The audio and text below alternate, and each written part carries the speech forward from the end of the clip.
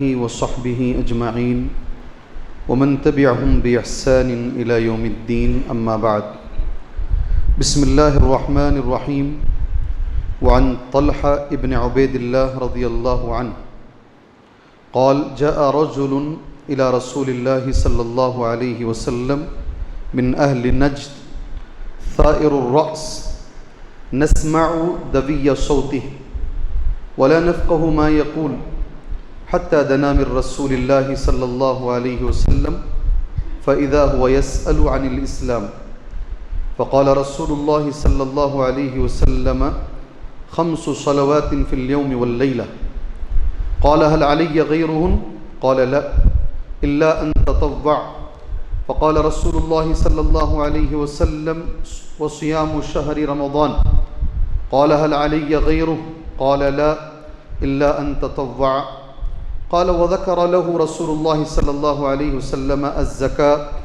فقال هل علي غيرها قال لا إلا أن تطوع فأدبر الرجل وهو يقول والله لا أزيد على هذا ولا أنقص منه فقال رسول الله صلى الله عليه وسلم أفلح إن صدق متفق عليه۔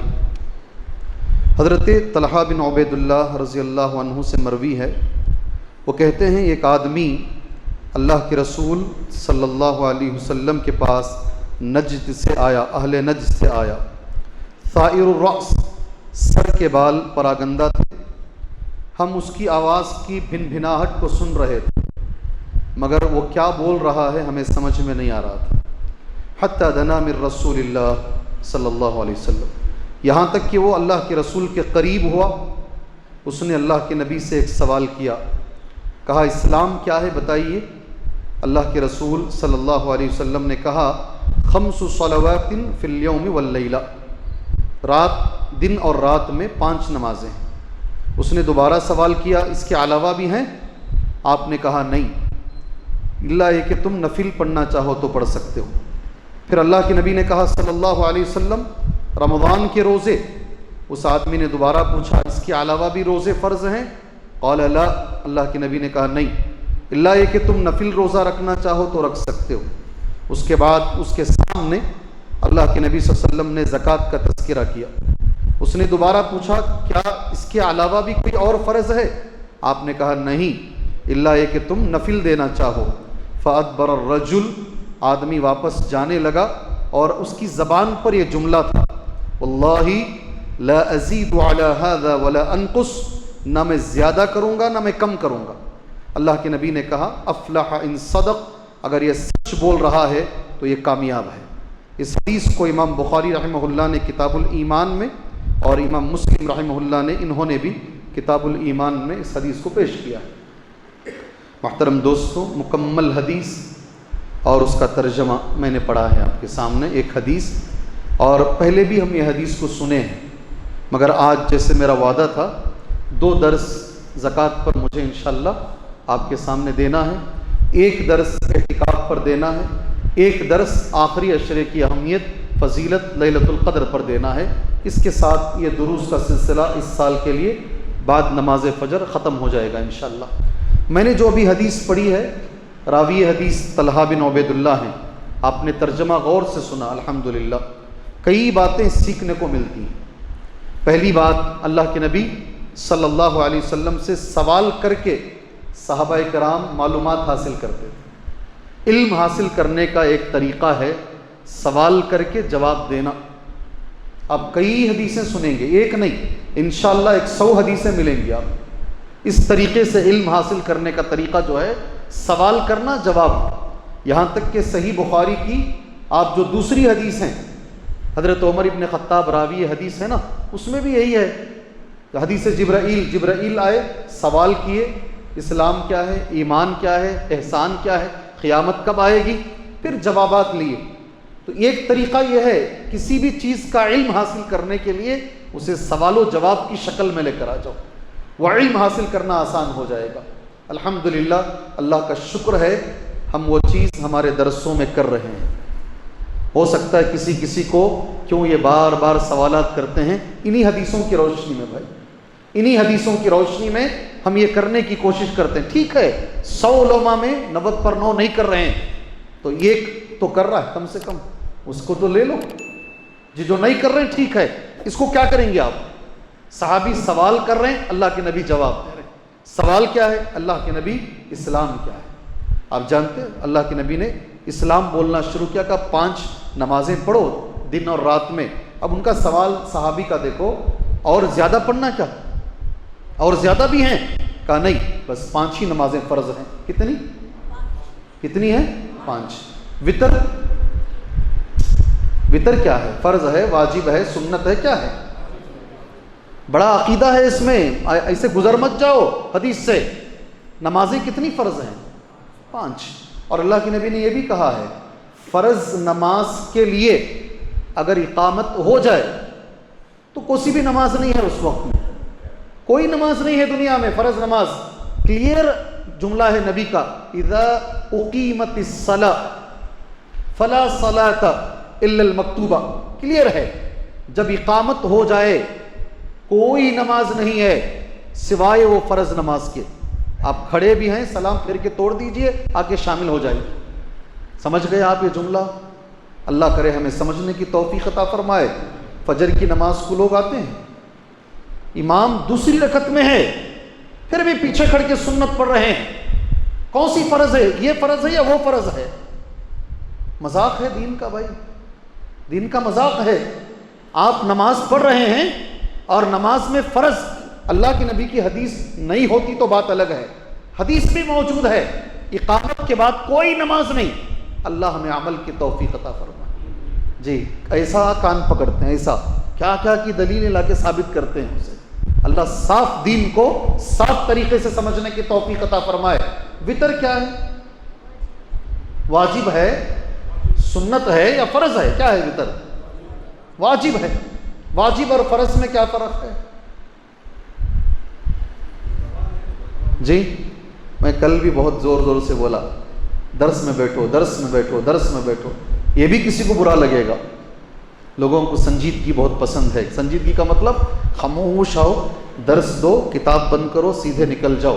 بہت پسند ہے ایسا. نہیں, کچھ بھی بولنا نہیں, بیٹھو کر کو بھی نہیں بولنا. درس میں غور سے سنو, آنکھ کھولو, نہیں بولنا یہ سب. وہ لوگ ایک دم پکے نہیں, اگر بولتے ہیں تو بھی برا لگ جاتا ہے لوگوں کو. عجیب دنیا ہے, جبکہ اللہ کے نبی کی حدیثیں ملتی ہیں صلی اللہ علیہ وسلم. اللہ ہمیں توفیق دے. جی محدثین کے پاس فرض اور واجب ایک ہی ہے, ایک ہی ہے. فرض اور واجب ایک ہی ہے. ہاں ایک اور مسلک کے اندر واجب کو انہوں نے فرض سے ذرا نیچے رکھا ہے. فرض, واجب, سنت ایسا نہیں ہے. محدثین کے پاس فرض اور واجب ایک ہی ہے. اور اس کی روشنی میں 5 ہی نمازیں فرض ہیں. کتنی؟ اور اس کو وطر کو ہم سنت مؤکدہ سمجھتے ہیں. کیا سمجھتے ہیں؟ ایسی سنت جسے نبی نے نہ سفر میں چھوڑا, نہ حضر میں چھوڑا, نہ حج میں چھوڑا, کبھی نہیں چھوڑا. پڑھنا چاہیے. میں پورے دروس, فجر کے دروس وطر پر دیا ہوں. اگر آپ کو معلوم ہے وطر کتنی رکعتیں ہیں, کیسا پڑھنا ہے, اس کی اہمیت کیا ہے, میں سب دیا ہوں اسی جگہ پر. یہ پہلا سوال. دوسرا, اللہ کے نبی فرما رہے ہیں صلی اللہ علیہ وسلم رمضان کے روزے. وہ آدمی پھر دوبارہ پوچھتے ہیں اس کے علاوہ بھی روزے فرض ہیں کیا؟ ہیں کیا بھی فرض؟ رمضان کے علاوہ بھی روزے فرض ہیں نہیں ہیں؟ سوچ کے بولو. رمضان کے علاوہ بھی روزے فرض ہیں؟ جزاک اللہ خیر, بارک اللہ. کسی نے نظر مان لیا, اب وہ الگ بحث ہے کیسا ماننا, کیا کرنا, اور اس کی نظر پوری ہو گئی, رکھنا ضروری ہے, رکھنا ضروری ہے. مگر اللہ نے جو فرض کیا وہ یہی ہے, رمضان کے روزے 2. تیسرا اللہ کے نبی نے یہ زکوٰۃ, ابھی جس مسئلے پہ ہم کھڑے ہوئے ہیں نا, کہا زکوٰۃ. وہ صحابی کا جملہ دیکھو, یہ جو زکوٰۃ ہے سال میں ایک بار جو نکالنا ہے, اس کے علاوہ بھی زکوٰۃ فرض ہے کیا؟ اللہ کے نبی نے کہا نہیں. اب دیکھو دین یہی ہے. وہ صحابی جا رہے ہیں, نبی سے سن لیے نا, اب خوشی خوشی باہر نکل رہے ہیں. زبان پہ ایک جملہ ہے, واللہ لا ازید علی هذا ولا انقص. پڑھو یہ جملہ, بولو بولو, واللہ لا ازید علی هذا ولا انقص. یہی دین ہے, نہ میں زیادہ کروں گا نہ میں کم کروں گا. زیادہ کرو گے تو بدعت، کم کرو گے تو معصیت. زیادہ کرو گے تو بدعت، آپ کو حق نہیں ہے زیادہ کرنے کا. جتنا کہا گیا ہے اتنا کرو، اور کم اگر کر لو گے جو بولا گیا ہے کرنا ہے نہیں کر رہے ہو، پھر یہ معصیت، یہ گناہ ہے. یہ دین ہے پورا، یہ آدھی لائن نہیں ہے. یہ نہ کسی مسلمان کو دین میں زیادہ کرنے کی گنجائش ہے اور نہ کم کرنے کی. علماء لکھتے ہیں شیطان کو بدعت معصیت سے زیادہ پسند ہے. نہیں سمجھ میں آئی بات؟ سمجھ میں نہیں آئی بات؟ شیطان کو زیادہ کرا دینا. نماز کے بعد اجتماعی دعا نہیں ہے دعا. جی ہاں، کسی بھی حدیث سے ثابت نہیں ہے. اللہ کے نبی صلی اللہ علیہ وسلم نے 1,50,000 صحابہ نے کسی ایک صحابی سے نماز کے بعد سلام پھیر کر صحابی نے ہاتھ اٹھایا ہو، دعا مانگی ہو اور ساری جماعت نے آمین آمین بولا ہو، ثابت نہیں ہے. یہ زیادتی ہے، دین میں زیادتی ہے. میں ایک سوال کروں سوال. اذان کے آخر میں آخری جو جملہ بولا جاتا ہے، کیا جملے پہ اذان ختم ہوتی ہے؟ زور سے. ہم ایک کام کریں گے، ساتھ میں محمد الرسول اللہ بڑھا لیں گے. اذان کے آخر میں لا الہ الا اللہ پہ اذان ختم ہوتی نا، ہمیں محمد الرسول اللہ بڑھا لیں گے، پورا کلمہ بولیں گے لا الہ الا اللہ محمد الرسول اللہ. جائز ہے؟ کیوں ایسا ہلا رہی جلدی جلدی منہ کیوں ہلا رہی بھائی سے چہرہ؟ میں صحیح بول رہا ہوں نا. کیا گناہ ہے اس میں محمد الرسول اللہ بڑھانے میں؟ ہے گناہ، یہ زیادتی ہے. یہ اللہ اکبر، یہ زیادتی ہے دین میں اور یہ بڑا گناہ ہے. آپ صحیح چیز بھی صحیح نیت سے بھی نہیں بڑھا سکتے. آپ جتنا نبی نے کہا اتنا ہی کر سکتے ہیں، اسی کا نام دین ہے. تو یہ ایک حدیث نہیں ہے، یہ ایک اصول ہے. یہ ہماری دین میں چلنے کا ایک اصول ہے، اسے ذہن میں رکھ لیجئے. واللہ لا ازید، ہاں یہ جملہ یاد رکھ لیجئے. واللہ لا ازید علی ھذا ولا انقص. اللہ کی قسم میں نہ زیادہ کروں گا نہ میں کم کروں گا. اللہ ہمیں اس کی توفیق عطا فرمائے. جی ہاں، جب وہ بولتے ہوئے جا رہے تھے، نبی نے کیا کہا جانتے ہیں؟